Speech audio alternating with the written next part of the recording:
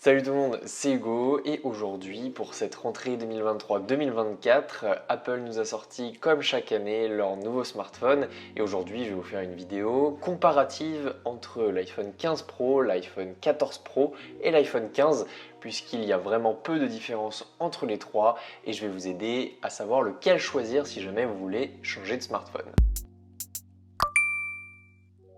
Dans le comparatif, j'ai inclus le 14 Pro puisque c'est celui que j'ai eu pendant l'année dernière et je serai à même de vous en parler pour pouvoir comparer avec les deux autres. Je ne vais que parler de ce qui diffère entre ces trois modèles d'iPhone et le reste, ce dont je ne parle pas, c'est exactement la même chose. Au niveau du gabarit du smartphone, on est sur à peu près les mêmes dimensions que ce soit l'iPhone 15, l'iPhone 14 Pro et l'iPhone 15 Pro et on a exactement la même taille d'écran, mais la différence se situe sur le bloc photo qui est différent entre les modèles Pro et le modèle d'iPhone 15. Effectivement, les modèles Pro ont un objectif de plus, ce qui leur permet d'avoir un objectif téléphoto qui leur apporte un zoom x3 et pour l'avoir utilisé en photo et en vidéo, il est vraiment excellent. La génération des iPhone 15 en photo, elle apporte tout simplement des modes portrait de nouvelle génération et en vidéo, on a un meilleur traitement des couleurs au niveau de l'iPhone 15 Pro. Parlons des couleurs, du côté de l'iPhone 15, on a 5 couleurs, majoritairement pastel,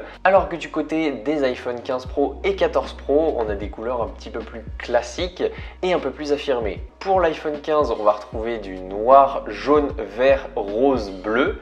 Au niveau de l'iPhone 14 Pro, on va retrouver du noir, gold, blanc et mauve. Par contre, c'est là où on a une nouveauté, c'est tout simplement du côté de l'iPhone 15 Pro, on va avoir du blanc, noir, bleu, donc le bleu je trouve qu'il est magnifique, et le titane naturel. Puisqu'effectivement, la nouveauté de l'iPhone 15 Pro, c'est tout simplement que l'iPhone est en titane. Rassurez-vous, c'est pas la seule nouveauté, mais c'est juste que c'est une des nouveautés majeures du smartphone. D'ailleurs, dites-moi en commentaire quelle couleur vous fait de l'œil cette année, ça m'intéresserait de savoir. Ensuite, on passe à l'écran, bien que la taille soit similaire entre tous les iPhones que j'ai cités dans ce comparatif, la technologie embarquée dans l'écran est différente entre les modèles Pro et le 15. Effectivement, sur les modèles Pro, on a le ProMotion, donc c'est tout simplement le taux de rafraîchissement adaptatif de l'écran qui va de 1 Hz jusqu'à 120 Hz en fonction de comment vous utilisez votre smartphone et l'écran toujours allumé qui n'est pas disponible sur le 15 mais qui est disponible sur les versions Pro. Donc par écran allumé, comprenez Always On Display. Je le disais tout à l'heure, mais le châssis est complètement différent entre les trois modèles d'iPhone. Effectivement, le 15 Pro est en titane. Du côté du 14 Pro, on va retrouver de l'acier inoxydable sur le châssis, donc il est un peu réfléchissant, vous voyez.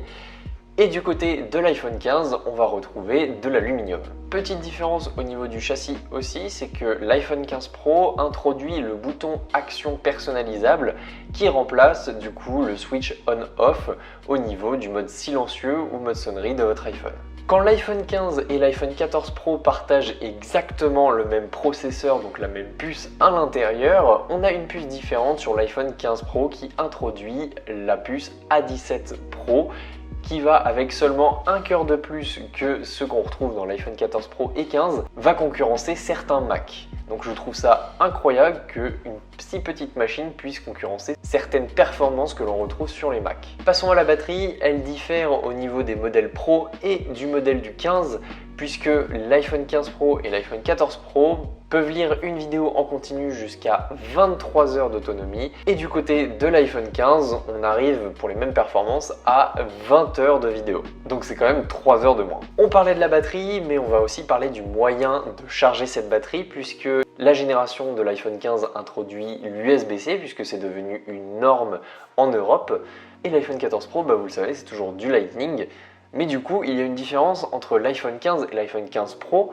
Au niveau de l'iPhone 15, il hérite que de la connectique et de l'USB 2, alors que du côté de l'iPhone 15 Pro, on a la connectique USB-C, mais on a aussi la technologie USB 3 qui permet des transferts de données beaucoup plus rapides, ce qui permettra de décharger et de charger des photos très rapidement. D'ailleurs, au niveau du stockage, on a aussi une différence, puisque les modèles Pro, quand vous les achetez, vous avez la possibilité de les configurer en 1 Tera de stockage, donc 1000 Go, mais par contre l'iPhone 15 tout court n'a pas cette version 1 Tera.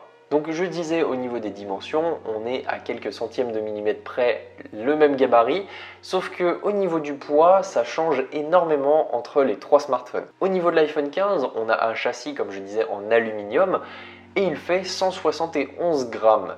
Alors que par exemple, l'iPhone 14 Pro que j'ai dans la main fait 206 grammes, donc sans la coque, sans les vitres de protection, etc. Par contre, l'iPhone 15 Pro se rapproche beaucoup plus de l'iPhone 15 avec son châssis en titane, puisqu'on arrive sur du 186 grammes par rapport à l'iPhone 14 Pro qui, je rappelle, fait 206 grammes, soit 20 grammes de moins, et à mon avis ça va se ressentir. Si on regarde en comparant vraiment l'iPhone 14 Pro et l'iPhone 15, on se rend compte qu'il y a seulement quelques détails qui font que l'iPhone 14 Pro reste un modèle Pro, alors que l'iPhone 15 n'est qu'un modèle entrée de gamme de cette nouvelle génération d'iPhone. Comme par exemple, on peut citer les technologies qu'on peut retrouver sur l'écran de l'iPhone 14 Pro, le ProMotion et le Always On Display. Pareil pour la batterie, qui est une batterie améliorée par rapport à l'iPhone 15. La capacité de stockage de 1 Tera configurable à l'achat. Et bien sûr, l'objectif photo avec le téléobjectif en supplément sur les modèles Pro. Et bien sûr, les fonctionnalités qui vont avec ce troisième objectif photo. Cependant, au niveau du prix, on peut retrouver ce 14 Pro maintenant chez des revendeurs vers 1100 €, soit 100 € de moins que l'iPhone 15 Pro. Mais l'iPhone 15 en neuf coûte 969 €, il y a eu une baisse des prix, donc on a quand même une différence assez significative au niveau des prix pour quelques fonctionnalités qui manquent sur l'iPhone 15 par rapport au 14 Pro. Dans l'autre sens, si on regarde le 14 Pro par rapport au 15 Pro, il y a quelques fonctionnalités, quelques détails en plus sur le 15 Pro, comme par exemple le châssis en titane qui révèle une certaine légèreté, alors que sur le 14 Pro, on avait vraiment quelque chose qui commençait à devenir lourd. On a des améliorations au niveau des capteurs photo et au niveau de la technologie, au niveau de la photo, qui commencent à avoir un rendu vraiment très professionnel avec l'iPhone 15 Pro, qu'on pouvait déjà faire avec l'iPhone 14 Pro, mais avec un certain talent. On a l'introduction de l'USB-C sur l'iPhone 15 Pro, avec des taux de transfert absolument hallucinants, alors qu'on reste sur du Lightning sur les iPhone 14, donc une connectique en plus par rapport à certains autres appareils. Par exemple, je pense à mon enceinte qui est juste derrière, qui est en USB-C. Par exemple, si j'emporte tous mes appareils avec moi pendant mes vacances, je peux recharger avec seulement un câble et c'est plutôt pas mal. Alors qu'avec le port Lightning, il faut porter un chargeur supplémentaire ou alors le charger en MagSafe, mais pareil, il faut sa connectique MagSafe en plus. Et puis si on complète les petits détails, au niveau de la vidéo, on a un nouveau système de traitement des couleurs sur l'iPhone 15 Pro qu'on n'avait pas sur l'iPhone 14 Pro. Si je dois conclure, je dois dire que l'iPhone 15 est plutôt intéressant par son placement au niveau du prix. On retrouve un 15 Pro à partir de 1229 € alors qu'on peut retrouver un 14 Pro pour 100 € de moins qui fait pratiquement la même chose, avec juste une connectique propriétaire d'Apple, quelques fonctionnalités en photo et vidéo qui sont absentes sur le 14 Pro par rapport au 15 Pro, et un châssis d'une matière différente. Si vous cherchez bien en plus sur internet, vous pouvez trouver des annonces très intéressantes concernant les 14 Pro puisqu'il y a énormément de gens qui veulent changer pour le 15 Pro.